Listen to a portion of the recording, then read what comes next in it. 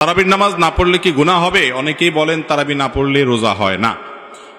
তারাবি নামাজ এটা গুরুত্বপূর্ণ একটি সুন্নত আমল। রমাদান মাসে যদি কেউ তারাবির নামাজ পড়ে, নবী করিম সাল্লাল্লাহু আলাইহি ওয়াসাল্লাম বলেছেন, মান কামা রমাদানা ঈমানান ওয়া ইহতিসাবা গুফিরা লাহু মা তাকাদ্দামা মিন যামবি। যে ব্যক্তি রমজানের রাতের বেলা দাঁড়িয়ে তারাবির নামাজ আদায় করবে, তার পেছনের সমস্ত গুনাহ খাতা আল্লাহ তাআলা মাফ করে দিবেন। অতএব তারাবি নামাজ পড়তে চেষ্টা করা উচিত। কিন্তু কোনো কারণে যদি কেউ তারাবি নামাজ না পড়েন, তার কারণে তার রোজা হবে না, এমন কোনো কথা পৃথিবীর কোনো আলেম, কোনো ফকিহ বলেন নাই।